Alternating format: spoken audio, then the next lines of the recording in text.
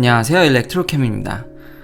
오늘은 제가 모델 Y를 결국은 지르게 되었습니다. 그것에 대한 이야기와 미국의 딜러망에 대해서 한번 이야기를 해볼까 합니다. 원래는 제가 시승을 하지 않으면 절대 차를 안 사는 주의인데요. 최근 제가 10,000명을 돌파하게 됐고, 물론 그렇다고 해서 수익이 많이 생겨서 모델 Y를 사거나 이건 아닙니다. 수익이야 다들 잘 아실 것 같습니다. 단지 현재 갖고 있는 벤츠 E클래스를 원래는 이제 2-3년 내에 이제 바꾸고, 안 그래도 테슬라에 이제 혹은 다른 이제 괜찮은 전기차를 살 생각이었는데 그것이 조금 앞당겨졌습니다.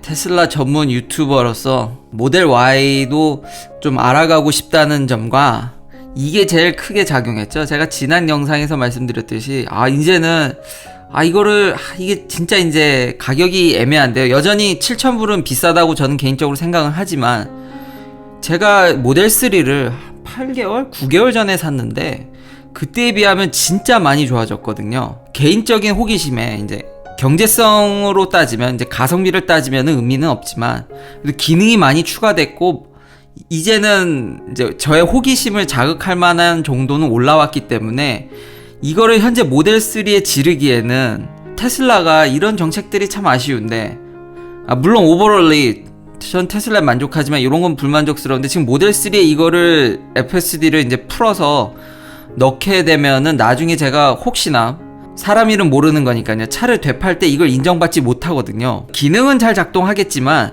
이 밸류를 인정해주지 않습니다. 그러니까 처음 시작할 때 이렇게 넣지 않으면, 현재 미국에선 그렇습니다. 지금 포럼의 중론이 그런데, 그러느니 차라리 그 7,000불과 내연기관 차를 어차피 2년에서 3년 내에 바꿀 계획이었으면 그걸 좀 당겨서 이걸 합쳐서 모델 Y를 사는 게 어떤가라는 생각이 들어서 결국은 고민하다가 이렇게 지르게 됐습니다. 이 지르는 과정은, 테슬라는 이렇게 오더하는 방식이 굉장히 단순합니다. 그냥 홈페이지에 들어가서 몇 개 정보를 입력하면 이렇게 짜잔 하고 그냥 오더가 컴플릿 됐다고 딱 나오죠. 너무 간단해서 참 이런 인상이 처음 모델 3를 살 때도 저한테 좋은 인상을 남겨줬습니다. 제가 미국에서 바꾼 차만 4대거든요. 제가 소유했던 차만 닛산 알티마, 크라이슬러 300, 벤츠 E클래스, 그 다음 테슬라 모델 3 이렇게 4대인데 이제 5대째가 되겠군요. 이 딜러십에서 차를 살 때 경험이 썩 그렇게 좋지 않았습니다. 항상 가면은 굉장히 진을 뺍니다. 그래서 그런 경험들이 참 좋지 않았는데, 이 테슬라는 정말 간략히 그런 딜링할 이유가 없고 정말 온라인 오더로 이렇게 깔끔하게 거래하는 이런 모습이 저한테는 굉장히 좋았습니다. 저만 그렇게 느끼는 게 아니라 미국에서 대체적으로 자동차 딜러십들에 대한 불만 사항들이 굉장히 높습니다. 현재 미국 내에서 이 모델 Y에 좀 논란이 되고 있는 게 이 EV 리베이트인데요.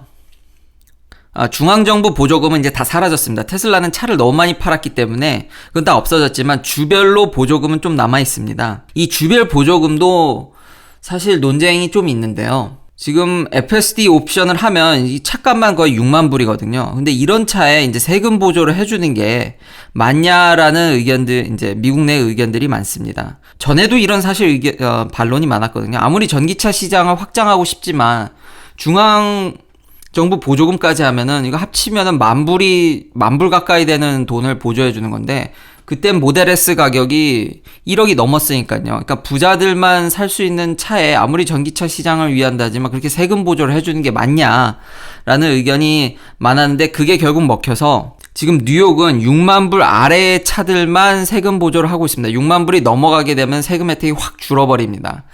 그런데 이게 지금 베이스 모델 기준으로 주는 거냐? 그래서 이제 당연히 퍼포먼스 모델은 세금 혜택을 받질 못합니다, 뉴욕에서. 근데 이게 몇 개 지금 옵션을 더하면, 지금 롱레인지 버전에도 만약에 제가 인테리어를 Y 컬러로 한다든지 휠 사이즈를 크게 한다든지 이러면 당연히 6만 불을 넘어가게 되죠.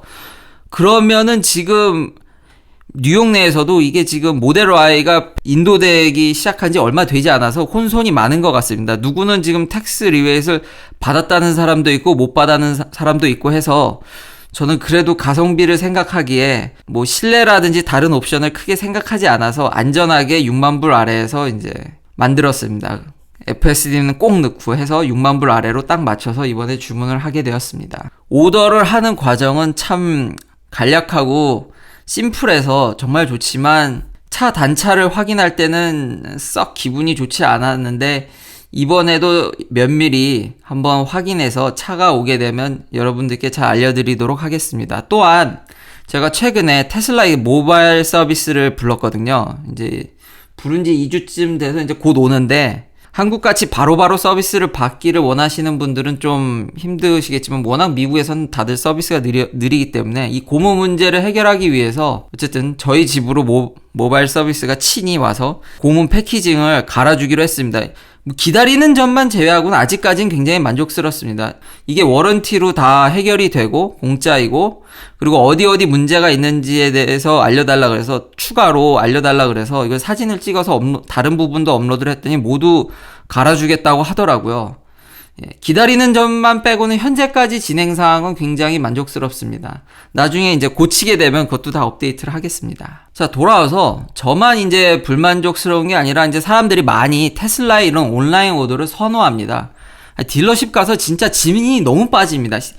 참고로 현대 기아차도 제가 코나 EV도 모델 3를 사기 전에 생각을 했었는데 딜러십을 가니까 시승하는 것만으로도 정말 몇 시간을 기다리게 해서 그러니까 자기들에게 유리한 딜을 위해서 굉장히 그 소비자를 진짜 진을 빠지게 만드는데 정말 넌더리가 나더라고요. 여러 번 차를 바꾸면서 딜러십을 여러 번 갔지만 정말 이 경험은 좋지가 않습니다. 테슬라는 지금 이 딜러십 망도 지금 파괴가고 있는 거죠.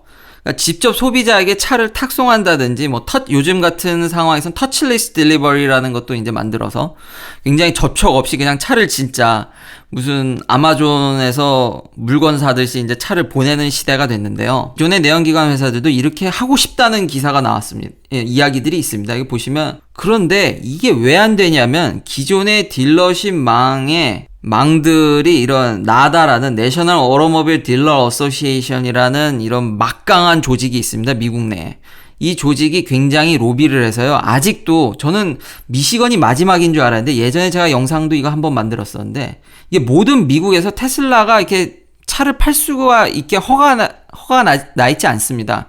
그러니까 기존의 딜러망을 이용해서 차를 파는 게 아니라 직접 소비자한테 배송하는데 그게 미국에서 불법입니다. 옛날에는 거의 처음 테슬라가 나왔을 때는 미국의 절반 정도가 불법이었고요. 그게 개선되는 데까지는 꽤 시간이 오래 걸렸습니다. 한 3년, 4년? 근데 아직까지도 반대하는 주가 있었습니다. 전 미시건이 마지막일 줄 알았는데 여기가 워낙 이제 미국에서 크라이슬러, GM, 포드가 있는 이 미시건이 워낙 핵심 지역이라서 여기가 좀 마지막인 줄 알았는데 아직 한 주가 더 남았더라고요. 그 주가 텍사스입니다. 텍사스. 텍사스는 지금 사이버 트럭 공장 지어달라고 막 테슬라에게 손짓을 막 하고 있는데 지금 손짓하는 것과는 좀 별개로 다른 일을 하고 있는데 나다의 이런 로비 능력이 워낙 세서 지금 기존 업체들도 사실 하고 싶죠. 이제 딜러십을 통한 중간 유통 과정을 거치지 않고 바로 소비자들한테 이걸 전달을 하면 더 이제 유통 마진이 없어지니까 더 저렴한 가격에 소비자들한테 차를 팔 수가 있죠. 그렇지만 여기에 로비 능력이 너무 세고요. 그래서 이게 좀 악의 축으로 요즘은 보여지고 있지만 사실 그러니까 이런 부분들이 기존에 이런 도처에 진짜 내연기관들은 이런 짐이 참 많은 거죠. 그럼 이 나다가 안 좋았냐? 그건 아닙니다. 처음에 나다와 이런 기존 자동차 브랜드와의 관계는 정말 필수적이었습니다. 그러니까 미국이 워낙 땅이 크니까요. 근데 자동차 생산은 거의 대부분 옛날엔 미시간에서 많이 했죠. 그러니까 미리 각 동네마다 딜러망이 생기게 되고 그 딜러망에서 미리 차를 대량으로 사놔야지 그 동네에서는 빨리빨리 차를 받을 수가 있었던 거죠. 안 그러면 공장에 연락해서 차 좀 주세요 하고 이러면은 지금도 물론 테슬라는 그러니까 그런 문제가 조금은 있습니다. 그러니까 원천적으로 딜리버리를 하는데 시간이 걸릴 수밖에 없는 이유가 거기에 있습니다. 테슬라는 딜러망이 없으니까요.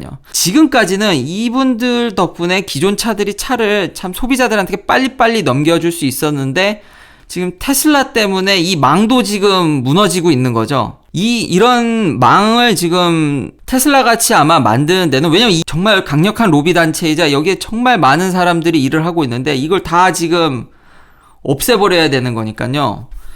시간이 꽤 걸릴 것으로 보입니다. 그러니까 참 테슬라는 여러 면에서 혁신을 이루고 있기 때문에 그래서 파급력이 세다고 하는 것이고요. 그리고 기존의 자동차 회사는 안 하냐? 그건 아닙니다. 지금 제일 빨리 이거를 테슬라 같이 바꾸려고 하는 회사가 바로 포드입니다. 포드가 머스탱 매치라고 지금 포드가 준비하는 크로스오버 이제 SUV입니다. 이제 당연히 전기차고요. 이것도 좀 출시일이 미뤄지고 있는데요. 아무래도 바이러스 사태 때문이라고 핑계는 되고 있지만 여러 가지 이런 기존 내연기관 세력들의 좀 발목을 잡힌 면이 없지 않아 있는 것 같습니다. 가격은 모델 Y랑 굉장히 비슷합니다. 주행거리도 그렇고요. 근데 성능이 약간 떨어지고 여러모로 약간 모델 Y에 비해서는 처지는 지금 올해 말쯤 이제 판매가 될 것으로 예측이 되는데요. 이 전기차를 포드가 테슬라 같이 지금 딜리버리를 하려고 지금 많은 준비를 하고 있습니다. 기존에 여기와 지금 마찰이 있을 것으로 예상은 되지만 지금 내연기관 차들도 빨리 지금 테슬라 같이 따라가려고 부단히 지금 노력 중에 있습니다. 얼만큼 빨리 쫓아오느냐가 굉장히 중요 포인트라 할 수 있겠습니다. 그리고 지금 생산은 미국에서 생산하는 게 아니라 멕시코에서 생산하고 있습니다. 지금 막 이제 생산을 램프업하고 있다라는 얘기들이 나오고 있고요.